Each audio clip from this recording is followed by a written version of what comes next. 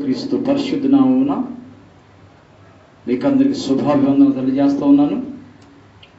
సహోదరి సహోదరులారా, ఈ రోజున హెబ్రీయులకు రాసినటువంటి పత్రిక గురించి ధ్యానించుకుందాం. ప్రార్థన. పరిశుద్ధమైన వందనాలు ఆయన మందరితో మాట్లాడమని మీ కృపలాస్తాలకు అప్పగించుకుంటూ యేసుక్రీస్తు పరిశుద్ధ నామమున ప్రార్థించి వేడుకొనుచున్నాము తండ్రి, ఆమేన్. ప్రేమైనటువంటి సహోదరి సహోదరులారా, హెబ్రీయులకి ఈ పత్రిక రాయబడింది. రాసినటువంటి గ్రంథకర్త పరిశుద్ధాత్మ దేవుడు మానవులను ప్రేరేపించి పూనుకొని ఆయన రాయించాడు. కొందరు అపోస్తలుడు పౌలు రాశాడంటారు, కొందరు క్లెమెంత్ రాశాడంటూ ఉంటారు. ఏమైనప్పటికీ పరిశుద్ధాత్మ దేవుడు రాయించాడు. ఎవరికి రాశాడంటే యూదా మతం నుంచి క్రైస్తవ్యులకు వచ్చిన వారికి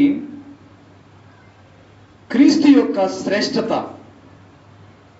యేసుక్రీస్తు యొక్క ఆధిక్యత గురించి రాయబడింది. యూదా మతం నుంచి వచ్చినటువంటి క్రైస్తవులకు రాయబడింది. ఎప్పుడు రాయబడిందంటే యెరూషలేము పతనమునకు ముందు రాయబడింది అంటూ ఉంటారు. క్రీస్తు శకం 70వ సంవత్సరాన యెరూషలేము పతనం చేయబడింది. ఆ పతనం చేయబడక మునుపు క్రైస్తవులకు హింసలు కలుగుతున్న సమయంలో నీరో చక్రవర్తి పరిపాలనలో రాయబడింది అంటూ ఉంటుంటారు. మేబీ 63-64 సంవత్సరాల కాలం రాయబడిందండి అంటూ ఉంటారు. యెరూషలేము పతనానికి రాయబడింది అంటూ ఉంటారు, ముందు రాయబడింది అంటూ ఉంటారు. ప్రాముఖ్యంగా దేని గురించి రాయబడిందంటే క్రీస్తు యొక్క ఆధిక్యత లేక క్రీస్తు యొక్క శ్రేష్టత గురించి రాయబడింది. యూదా మతములో ప్రియులారా, ప్రవక్తలు, దేవదూతలు, మోషే, యాజకత్వము, అదేవిధంగా బలి అర్పణ, ధర్మశాస్త్రము, ఈ విధంగా అనేకవంటి సందర్భాలు, అదేవిధంగా నిబంధన, వాగ్దానము, విశ్రాంతి, వీటన్నిటి గురించి దానికంటే శ్రేష్టమైనవి, బెటర్, శ్రేష్టమైనటువంటి పదము ఆల్మోస్ట్ 13 సార్లు రాయబడిందండి. శ్రేష్టమైనది అనేది పాత నిబంధన కంటే శ్రేష్టమైనటువంటి, ప్రవక్తల కంటే శ్రేష్టమైన వాడు, మోషే కంటే శ్రేష్టమైన వాడు, దేవదూతల కంటే శ్రేష్టమైన వాడు, ధర్మశాస్త్రం కంటే శ్రేష్టమైన వాడు. అదేవిధంగా చూసినట్లయితే ప్రియులారా, దేవుని యొక్క యాజకత్వం గొప్పది, బలర్పణ కంటే ఆయన శ్రేష్టమైన వాడు. బెటర్నెస్, బెటర్ అనే మాట అనేక సందర్భంగా కనబడుతూ ఉంటుంది. ఇంకా ప్రాముఖ్యంగా గమనించినట్లయితే పర్ఫెక్ట్, సంపూర్ణత, పరిపూర్ణత అనే పదం కూడా ఫ్రీక్వెంట్గా మనం చూస్తూ ఉంటాం. దాంతోపాటు పరలోక సంబంధమైనటువంటి హెవెన్లీ థింగ్స్, పరలోక సంబంధమైన సంగతుల గురించి ఎక్కువగా మనం చూస్తూ ఉంటాం. దేవుడు ప్రత్యక్షతను కూడా చూస్తూ ఉంటాం ప్రియులారా. కాబట్టి ఈ యొక్క హెబ్రీయులకు రాసిన పత్రికలో మూల పదము ప్రాముఖ్యం చూస్తే సుపీరియారిటీ ఆఫ్ ద క్రైస్ట్, క్రీస్తు యొక్క ఆధిక్యత గురించి రాయబడింది. దాంతోపాటు ప్రియులారా, principles of faith, practice of faith, విశ్వాసము యొక్క నియమములు, విశ్వాసమును అనుసరించడం గురించి, ఎక్సర్సైజ్ చేయటం గురించి కూడా, సాధకం చేయటం గురించి కూడా మనం ఈ పత్రిక చూస్తూ ఉంటాం. మూల పదము తెలుసుకున్నాం. మూల అధ్యాయం, మూల వచనాలు 4వ అధ్యాయము 14-16 వచనాలు, 12వ అధ్యాయము 1వ అధ్యాయము 1వ వచనం 2వ వచనాలు, మూల అధ్యాయం వచ్చే కీ చాప్టర్ 11వ వచనాన్ని 11వ అధ్యాయాన్ని గమనించగలుగుతూ ఉంటాం. ప్రియులారా, ఈ యొక్క 13 అధ్యాయాలని 4 ముఖ్య భాగాలు విభాగించుకొని వచ్చును. 1వ అధ్యాయం 1 నుంచి 4వ అధ్యాయం 13వ వచనం వరకు పర్సన్ ఆఫ్ క్రైస్ట్, క్రీస్తు మానవుడు, క్రీస్తు యొక్క ప్రియబిడ్డలారా, మానవుడు గర్దించిన దాని గురించి రాయబడింది. యేసుక్రీస్తు వారు ప్రవక్తల కంటే, దేవదూతల కంటే గొప్పవాడు, శ్రేష్టమైన వాడు అని రాయబడింది. అలాగనే మోషే కంటే, మానవ కంటే గొప్పవాడు అని రాయబడింది. అదేవిధంగా ప్రియబిడ్డలారా, అవిధేయత గురించి కూడా హెచ్చరికలు రాయబడ్డాయి.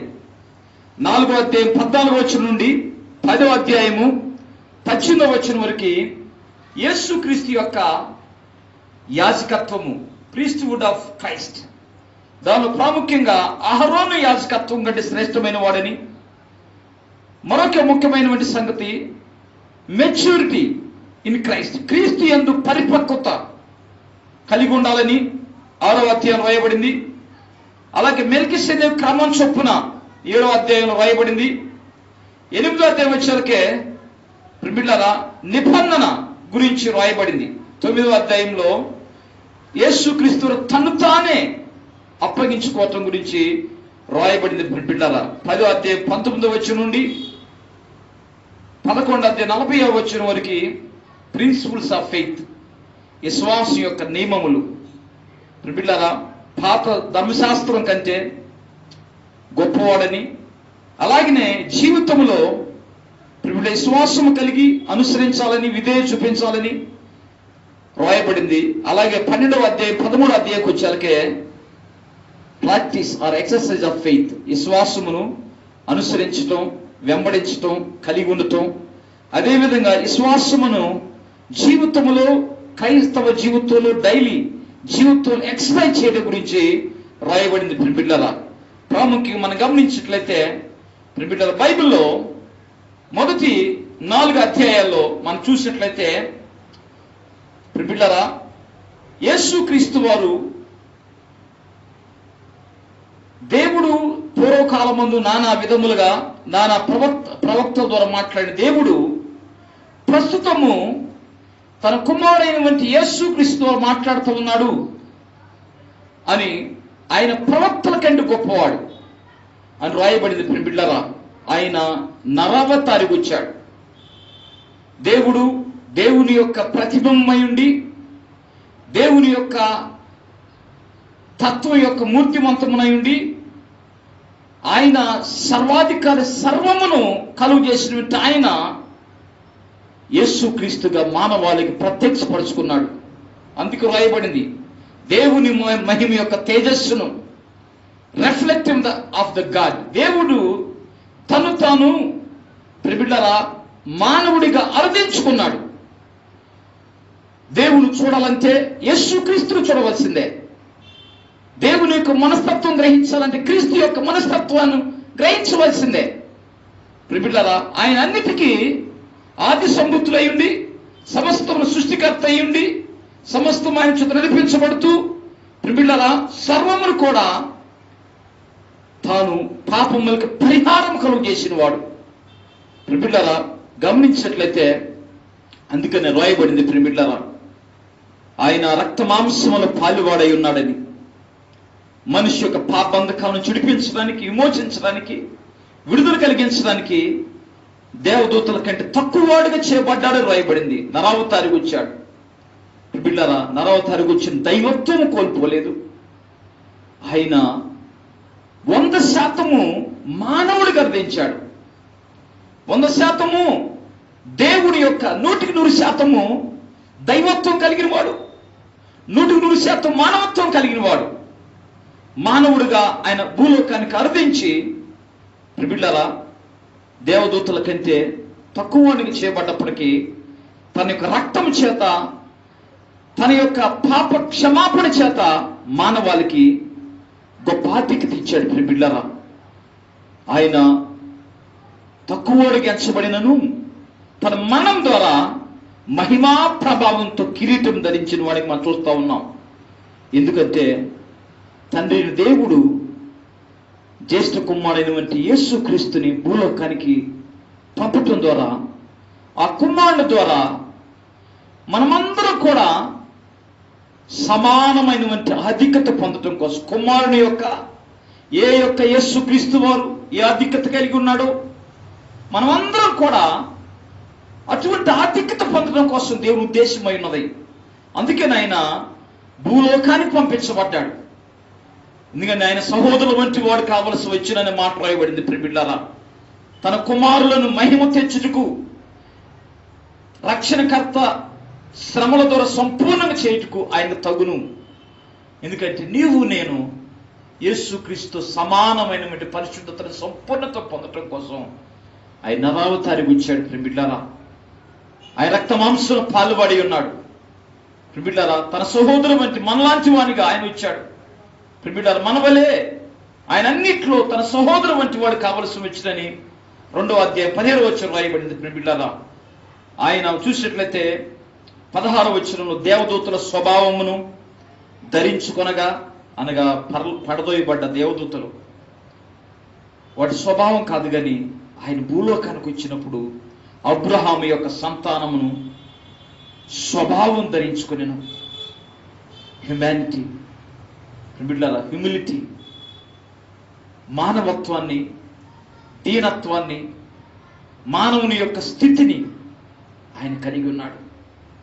మనవలే శోధించబడి మనవలే మనం పొందుతున్నవంటి అన్నిట్లో కూడా మన పక్షమున మనల్ని దేవునికి తనలాంటి వారికి చేయటం కోసం ఆయన భూలోకానికి వచ్చాడు. ప్రియబిడ్డలారా, దేవతల కంటే గొప్పవాడు, ప్రవక్తల కంటే గొప్పవాడు, మానవుడిగా ఆయన వచ్చి మానవునికి పాప క్షమాపణని, విడుదల, విమోచనించి రక్షణించాడు.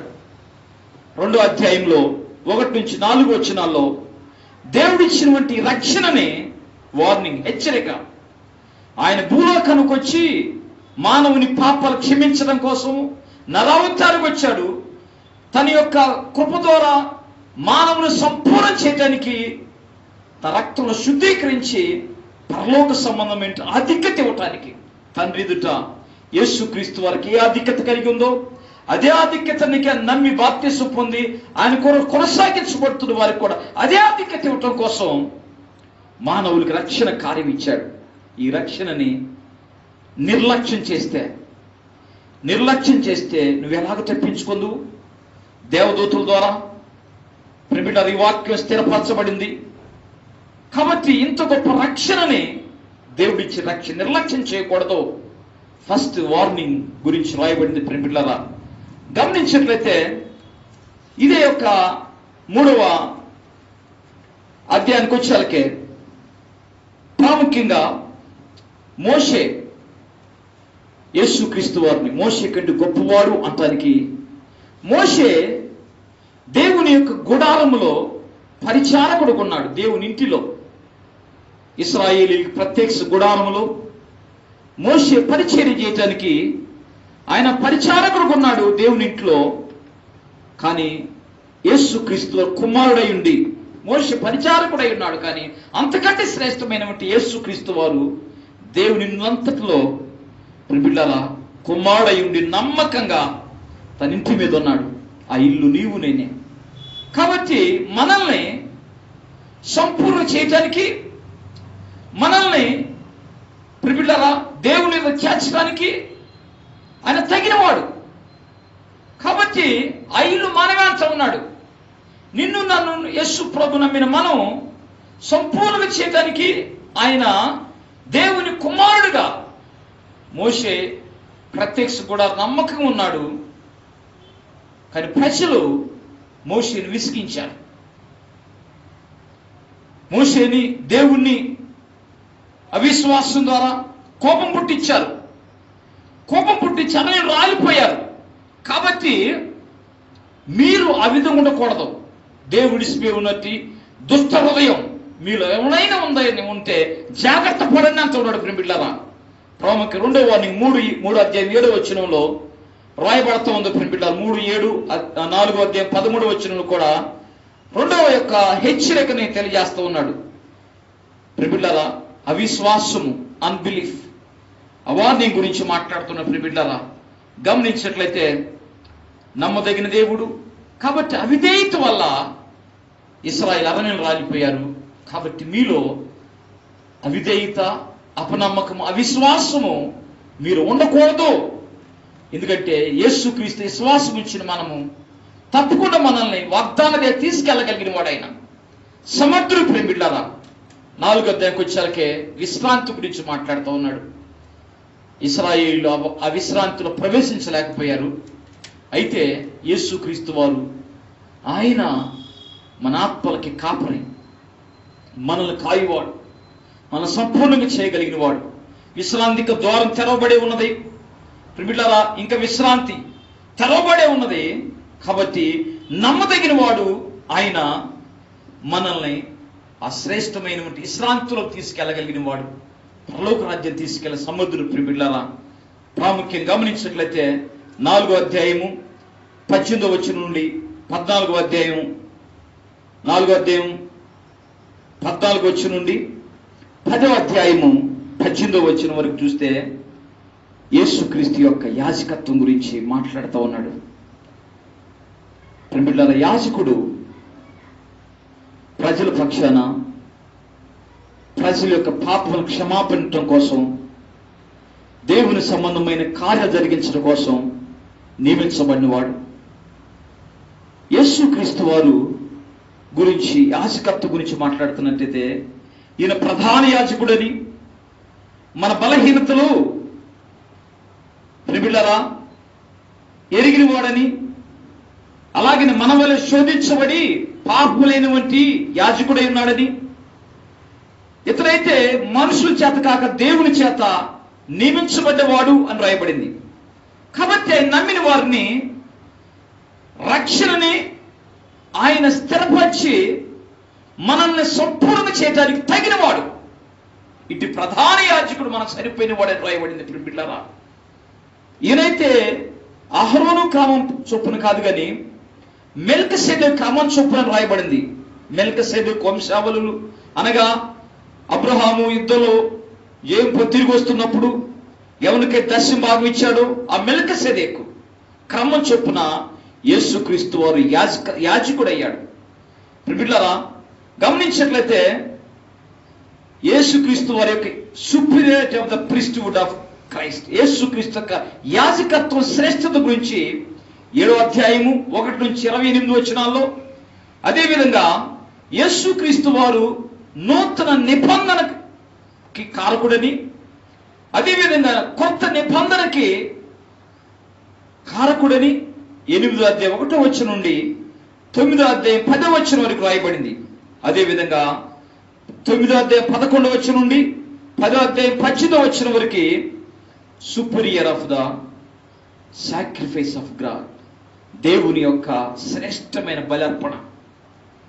గమనించట్లే వీటిలో యాజకత్వం గురించి ఆలోచిస్తే ప్రిమిళ్ళరా, మనుషుల యొక్క యాజకత్వం గురించి, యేసుక్రీస్తు యాజకత్వం గురించి మనం చూస్తే మనుషులు యాజకులు అనేకులు నియమించబడేవారు, కానీ వాళ్ళు చనిపోతూ వచ్చేవారు. 7వ 23 వచ్చిన మాట రాయబడింది, మనుషులు యాజకులు అనేకులు ఉంటున్నారు కానీ మరణాన్ని పొందుతూ ఉన్నారు. యేసుక్రీస్తు వారు నిరంతరం జీవించేవాడు అని రాయబడింది 7:24 వచనంలో. ప్రిమిళ్ళరా, మనుషులైతే కొంతకాలం ఉండేవారు కానీ మనుషులను సంపూర్ణంగా చేసేవాడు కాదు.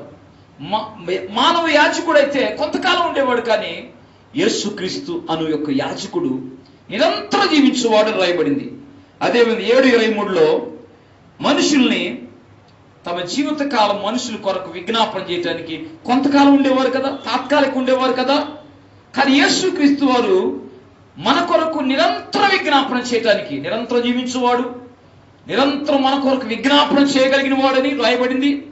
అదేవిధంగా మనుషులైతే తన కొరకు బలర్పించుకునేవాడు, మనుషులు పాపంతో ఉన్నవారు.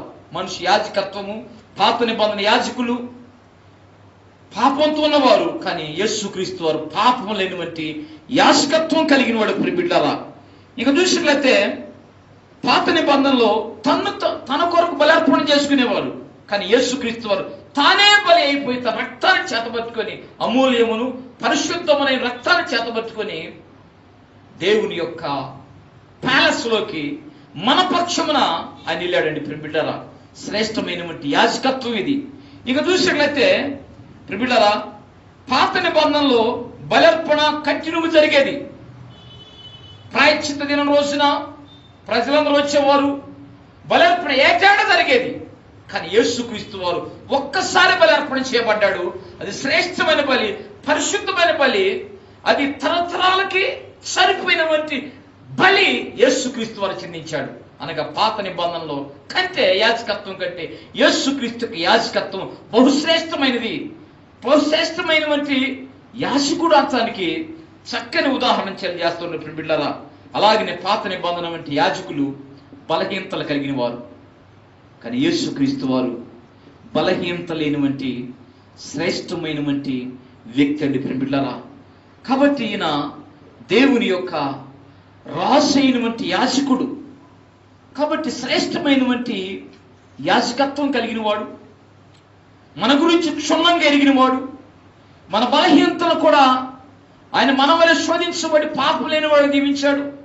మన పక్షులు తండ్రి యొద్ద విజ్ఞాపన చేయడానికి సమర్థుడు, మనల్ని సంపూర్ణంగా చేయడానికి, రక్షించడానికి ప్రధాన యాజకుడైనటువంటి ఈయన మనకు సరిపోయిన వాడు, పవిత్రుడు, నిర్దోషి, నిష్కలంషుడు, పాపుల్లో ప్రత్యేకంగా ఉన్నవాడు, ఆకాశ మండలం కంటే హెచ్చైన వాడు అని రాయబడింది బిడ్డలారా. ఇటు ప్రధాన యాజకుడు మన సంపూర్ణంగా యేసుక్రీస్తు విశ్వాసం ఉంచిన నీవు నేను మన సంపూర్ణంగా చేయగలిగిన వారు. పాత నిబంధన గ్రంథంలో యాజకులు తాత్కాలిక ఉండేవారు, కొంతకాలం ఉండేవారు. ఉదాహరణ, ఓ సంఘానికి ఒక పాస్టర్ గారు ఉన్నాడు అనుకోండి, 2 సంవత్సరాలు ఉన్నాడు, ట్రాన్స్ఫర్ అయిపోయాడు అనుకోండి.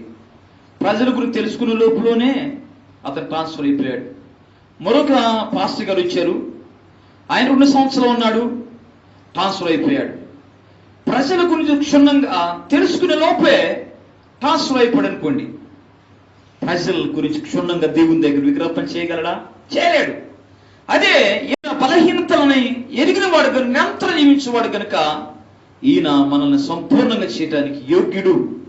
అదేవిధంగా క్రొత్త నిబంధన, నూతన నిబంధన గురించి మాట్లాడుతూ ఉన్న బిడ్డలారా, 8వ అధ్యాయం చూసినట్లయితే పాత నిబంధన క్రొత్త నిబంధనకి డిఫరెన్షియేషన్, తేడా గమనించినట్లయితే పాత నిబంధన కేవలం బాహ్యంగా ఉండేది, 8 అధ్యాయం 10వ వచనంలో.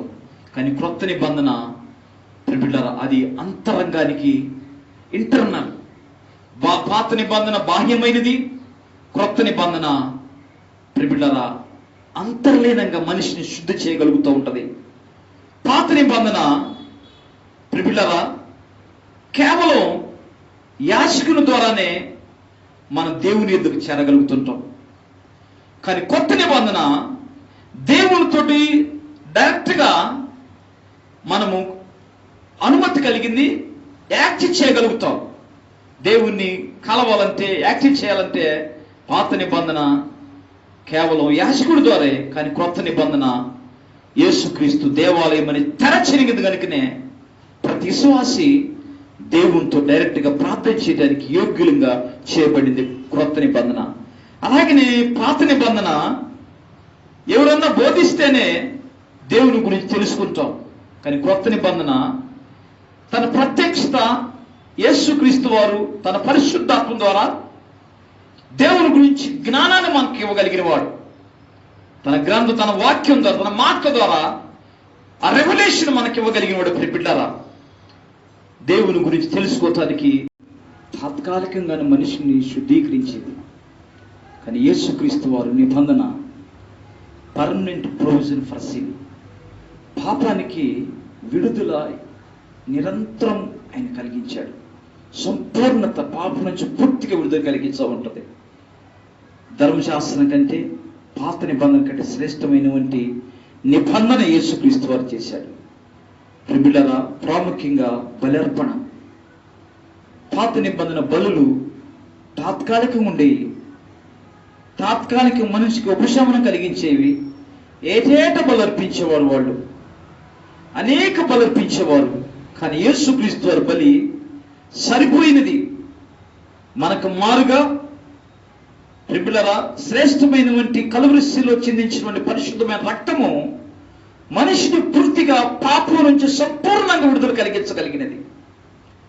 పాత నిబంధన కేవలం బాహ్యాన్ని శుద్ధి చేస్తే, యేసుక్రీస్తు యొక్క బలర్పణ నీ కాన్షియస్ని, నీ అంతరంగాన్ని, అంతరంగంలో వంటి ఆలోచనల్ని, తలంపుల్ని పూర్తిగా కడగలిగినది.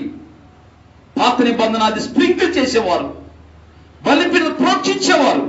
అది కేవలం బాహ్యంగా ఉండేది, శరీర సంబంధమైన శుద్ధీకరణ మాత్రం ఉండేది. కానీ యేసుక్రీస్తు యొక్క బలర్పణ ఈ యొక్క ప్రాణాత్మలని, కీళ్ళని, మూలుగుని శుద్ధీకరించగలిగేటువంటి బలర్పణ ఆయన జరిగించాడు. శ్రేష్టమైనటువంటి బలి, నిరంతరమైనటువంటి సరిపోయినటువంటి బలర్పణ ఆయన జరిగించారు. ప్రియబిడ్డలారా, పాత నిబంధన బలి తాత్కాలికమైన పాపాలకు ఉపశమనం కలిగించేది. కానీ కొత్త నిబంధన క్రీస్తు యొక్క బలి మనిషి యొక్క అంతర్లీనమైన ప్రతి యొక్క ఆలోచన తలంపు శుద్ధీకరించి పాప బంధకాల నుంచి విడుదల కలిగించగలిగిందే. ప్రియబిడ్డలారా, కాబట్టి దేవుడు తన బలిని మన కొరకు అర్పించాడు. కాబట్టి మందమత్తులే ఉండకూడదు. ప్రాముఖ్యంగా ప్రియబిడ్డలారా, 7వ అధ్యాయంలో వీరటానికి మీరు మందమత్తులై ఉన్నారు, మెచ్యూరిటీ లేదు, క్రీస్తు యందు పరిపక్వత లేదు, పసిపిల్లగా ఉన్నారు. కాబట్టి మనము ఎదగవలసిన వారం. ఇంకా మూలపాఠం వైపు మీరు తిరగవద్దు, మరలా బల్లు వైపు మీరు తిరగొద్దు అని యోధా మొత్తం నుంచి వచ్చిన క్రైస్తవులకి తెలియజేస్తూ ఉన్నాడు. పాత నిబంధన బలి కంటే శ్రేష్టమైన బలి, పాత నిబంధన వంటి మోషే కంటే శ్రేష్టమైనటువంటి నాయకుడు, దేవతల కంటే శ్రేష్టమైన వాడు, మహామౌని దేవునితో ఉన్నవాడు ఆయన. యాజకుడు కంటే పాత యాజకుడు శ్రేష్టమైన యాజకత్వం కలిగిన వాడు ఆయన. పాత నిబంధన కంటే క్రొత్త నిబంధన బహుశ్రేష్టమైనది, మనిషిని పరిపూర్ణంగా ఇడిపించగలిగినది, సరిపోయినటువంటి బలర్పణ జరిగించాడు. కాబట్టి డల్నెస్, మందమతులు ఉండకూడదు అని తెలియజేస్తూ ఉన్నాడు. ప్రియబిడ్డలారా, మరొక సంగతి చూసినట్లయితే 10వ అధ్యాయం నుంచి 11వ అధ్యాయం 40వ వచనం వరకు ప్రిన్సిపల్స్ ఆఫ్ ఫెయిత్, విశ్వాసం యొక్క నియమాలు. 10వ అధ్యాయం 19 నుంచి 39 వచనాల్లో విశ్వాసం గురించినటువంటి వార్నింగ్ ఇస్తా ఉన్నాడు. ప్రియబిడ్డలారా, ప్రాముఖ్యంగా మనం గమనించవలసినది, మీరు ఎన్నికంచి వేయకండి, డ్రాబ్యాక్. ప్రియబిడ్డలారా, విశ్వాస విషయంలో 4th వార్నింగ్ ఇస్తా ఉన్నాడు. 10వ అధ్యాయం గమనించేది, మీ బైబిల్ తెరవండి. 10వ అధ్యాయము 19వ వచనం చూసినట్లయితే, ప్రియబిడ్డలారా, సహోదరులారా, యేసు మన కొరకు ప్రదర్శించిన మార్గమును అనగా నూతనమైనది, జీవం కలిగినది, ఆయన శరీరమును తెర ద్వారా ఏర్పరచబడినదై అని చెబుతూ హెచ్చరిస్తా ఉన్నాడు. ప్రియబిడ్డలారా, విశ్వాసము గురించి మాట్లాడుతూ ఉన్నాడు. 11వ అధ్యాయానికి వచ్చాకే, పాత నిబంధనలో అనేకులు విశ్వాసంతో రక్షించబడ్డారు. క్రొత్త నిబంధన అదే ఫార్ములా, విశ్వాసాన్ని ఎక్సర్సైజ్ చేశారు. ప్రియబిడ్డలారా, విశ్వాస నియమాలు ఉన్నాయి. 11:6లో విశ్వాసము లేకుండా ఎవడు దేవునికి ఇష్టడై ఉనికి అసాధ్యము. దేవుని మెప్పించగలిగినది విశ్వాసం అండి. విశ్వాసం రక్షణ, విశ్వాసం ద్వారా పాపక్షమాపణ, విశ్వాసం ద్వారానే మనం దేవుని వెంబడించగలుగుతుంటాం. కాబట్టి విశ్వాసం అనేది పునాది. ఆ విశ్వాసాన్ని కలిగిన వారంగా ఉంటే దేవుని సంతోషపెట్టే ఇష్టలుగా చేపడుతుంటాం. ప్రియబిడ్డలారా, కాబట్టి విశ్వాసం యొక్క నియమాల గురించి మాట్లాడుతున్నాడు. ఒకటే మార్గం దేవుని చేరాలంటే, దేవుని సంబంధమైనటువంటి జీవితాన్ని జీవించాలంటే పర్సనల్ మెరిట్ కాదు కానీ విశ్వాసం ప్రాముఖ్యం. ప్రియబిడ్డలారా, అందుకని అనేక మంది గురించి మాట్లాడాడు. విశ్వాసంలో వారి క్రియలు కలిగి జీవించారు. రంపాలతో కోయబడ్డారు కొంతమంది. విశ్వాస అగ్నిబాణాన్ని చలాల్చారు. విశ్వాసం ద్వారానే వరకున్నటువంటి భోగాలు వదిలిపెట్టారు. అబ్రహాం, ఇసాకు, యాకోబు ధనవంతులైండు కూడా గుడారంలో ఉన్నారు. దేవుడు దేనికి శిల్పి నిర్మాణకుడైన పునాదులు కలిగినటువంటి ఆ పట్టణం కొరకు ఎదురు చూస్తూ శల్యం చేసి వందనములు చేసి మృతి పొందారు. ధనవంతులైండు కూడా మంచి ఇళ్లలో జీవించలే. కారణం ఏంటంటే ఓ దుష్టంతా కూడా రానయ్యున్నటువంటి దేవుని పట్టణం వైపును ఆయన తీసుకురాయినటువంటి ప్రత్యక్షత కోటకనే వదిలి చూసి శ్వాసముతో దేవునికి ఇష్టలుగా చేయబడ్డారు. కొందరు శ్రమల గుండా శ్రమలు అనిపించారు, రంపోత కోయబడ్డారు, కొందరు సైన్యాన్ని పారదోలారు, మంటల్లో దూకారు కొంతమంది బిడ్డలారా. కాబట్టి విశ్వాసానికి ప్రాథమికమైనది ఆయన వాక్యం వినుట ద్వారా నీ విశ్వాసం కలుగును. 12వ అధ్యాయంలో ప్రాక్టీస్ ఆఫ్ ఫెయిత్, నీ యొక్క డైలీ జీవితంలో విశ్వాసాన్ని ఎక్సర్సైజ్ చేయాలి. విశ్వాసాన్ని ఎక్సర్సైజ్ చేయకపోతే మనము దేవునికి ఇష్టలుగా ఉండలేమండి. 12వ అధ్యాయం మా ప్రాముఖ్యం గమనించినట్లయితే విశ్వాసాన్ని కర్తయు దాన్ని కొనసాగించు వాడైన యేసు వైపు చూస్తూ ఓపికతోటి ఈ పరుగు పందెంలో మనం పరిగెత్తాలి. యేసయ్యే విశ్వాసాన్ని కర్త, కెప్టెన్ ఆఫ్ ఫెయిత్ అని రాయబడింది. విశ్వాసాన్ని కర్త కనుక ఆయన వైపు చూస్తూ సులువుగా చిక్కులు పెట్టేటువంటి పాపం వదిలిపెట్టి నువ్వు కొనసాగించవలసింది ప్రియబిడ్డలారా. మరొక సంగతి, దేవుడు నిన్ను క్రమబద్ధీకరించడం కోసం శిక్ష గుండా నువ్వు వెళ్తున్నప్పుడు ఆ శిక్షను తృణీకరించవద్దు. యేసు వైపు చూడాలి, పరుగు ఓపికతో పరిగెత్తాలి. రెండవదిగా, దేవుణ్ణి శిక్షించినప్పుడు ఆ శిక్షకు విధేయత కలిగి చూపించాలి. తండ్రి తను ప్రేమించి కుమారుని శిక్షించిన కనుకనే శిక్షణ అంటే డిసిప్లిన్, క్రమశిక్షణ నేర్పిస్తూ ఉంటాడు. మరొక సంగతి, దైవికంగా జీవించడం కోసం ప్రియబిడ్డలారా మేలు కొరకనే ఆయన శిక్షించగలిగిన వాడు. దైవికంగా జీవించడానికి నిన్ను సిద్ధపరుస్తున్నాడు కనుక సమాధాన పరిశుద్ధత కలిగి ఉండడానికి ప్రయత్నించాలి. లివ్ ద గాడ్లీ లైఫ్, దైవిక జీవితాన్ని జీవించాలి. అదేవిధంగా మనం గమనించినట్లయితే పాత దానికంటే క్రొత్త నిబంధన యేసుక్రీస్తు వారి సంపూర్ణత తీసుకురాగలిగిన వాడు. 22, 23 వచనాల్లో ప్రియబిడ్డలారా ఆ సంగతి రాయబడింది. క్రొత్త నిబంధన మధ్యవర్తి అయిన యేసు వద్దకు మనం వచ్చాం కనుక ఆ శ్రేష్టమైన మనం పరిపూర్ణంగా చేయబడుతుంటాం. ఇంకా రాయబడింది ప్రియబిడ్డలారా, దేవుడిని భయభక్తులు కలిగి ప్రీతికరమైనటువంటి సేవ చేయాలి హెచ్చరిస్తున్నాడు. మరొక 5వ హెచ్చరిక, దేవుడు దహించు అగ్ని ఉన్నాడు కనుక ఆయనకి ఇష్టకరమైనటువంటి జీవితాన్ని జీవించడానికి ఇష్టపడాలి. నిశ్చలమైన రాజ్యం మనకి ఇక్కడ లేదు.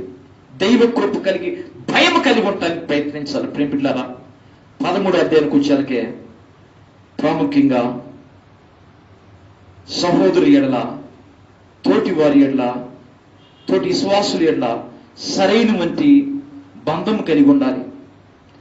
ఆతిథ్యం చేయటంలోను, అలాగే బంధకులను వారి జ్ఞాపకం చేసుకోవటంలోను మనము ముందుండాలి అంటూ ఉన్నాడు. ఎందుకనగా మన శరీరం ఉన్నాం కనుక కష్టం అనిపిస్తున్న వారిని జ్ఞాపకం చేసుకోనండి, తోటి విశ్వాసులని. అలాగే వివాహం గురించి మాట్లాడాడు. వివాహం అనేది పరిశుద్ధమైనదని, నిష్కలంకమైనదని మాట్లాడుతున్నాడు. ధనాపేక్ష లేని వారి నుండి, అలాగనే ఉన్నదాని తృప్తి కలిగి ఉండండి. అలాగనే మీ పైన నాయకులకు 7వ వచనంలో లోబడి ఉండండి, వారి జ్ఞాపకం చేసుకునండి. అలాగనే సువార్త పనిలో ఇతరులకు సేవ చేయటంలోనూ ముందుండి దేవుని మహిమపరచాలి. అదేవిధంగా దేవుని స్తుతించాలి. జీవాఫలాన్ని, స్తుతియాగమును మన పట్ల చేసినటువంటి బలియాగాన్ని బట్టి ఎల్లప్పుడూ పని కనపరచాలి. అలాగనే అందరి కోసం ప్రార్థన చేయండి అని మాట్లాడుతున్న ప్రియబిడ్డలారా. ఎందుకనగా చివరిలో గొర్రెలకు గొప్ప కాపురైనటువంటి యేసును ప్రభువును నిత్యమైన నిబంధన సంబంధము రక్తం బట్టి మృతులను లేపిన సమాధానకర్తకు దేవుడు మనలో మంచి వాటిని జరిగించగలిగిన వాడు. యేసుక్రీస్తు వారు గొప్ప కాపురం ఉంటున్నాడు కనుకనే నీ ఆత్మని కాయగలిగిన వాడు, ప్రతి మంచి విషయంలో నీ సిద్ధం చేయగలిగిన వాడు కనుక నువ్వు సిద్ధపడమని మాట్లాడుతున్న ప్రియబిడ్డలారా. పాత నిబంధన కంటే శ్రేష్టమైనటువంటి అధికత క్రీస్తులో మనకు దొరికింది. నరావతారిగా వచ్చాడు. దేవదూతల కంటే, ప్రవక్తల కంటే, మోషే కంటే, పాత నిబంధన కంటే, ధర్మశాస్త్రం కంటే, పాత నిబంధన బలర్పణల కంటే, యాజకత్వం కంటే శ్రేష్టమైన వాడు ఆయన కనుక క్రీస్తునందు విశ్వాసం ఉంచి విశ్వాసాన్ని ఎక్సర్సైజ్ చేస్తూ ముందు కొనసాగించవలసిన వారము. ప్రియమైన బిడ్డలారా, చాలా శ్రేష్టమైనటువంటి గ్రంథం. దయచేసి ఎక్కువసార్లు చదవండి. ఇది అనేక సంగతులు రాయబడ్డాయి. అది నీ దైనందిక జీవితంలో అనుసరించడానికి, దేవునికి ఇష్టకరం ఉండటానికి, ఆయనకు శ్రేష్టత తెలుసుకోకపోతే ప్రియులారా మరలా పాత వైపు ఉంటాం. అందుకని అంటూ ఉన్నాడు, మెచ్యూరిటీ క్రీస్తునందు పరిపక్వత కలిగి ఉండి. ప్రియులారా ఆ మాట నేను చదువుతూ ఉంటాను. మీరు వెలిగించబడ్డారు, దేవుడు కాడి కిందకు వచ్చారు, ఈ సంగతులన్నీ మీకు వివరించబడ్డాయి.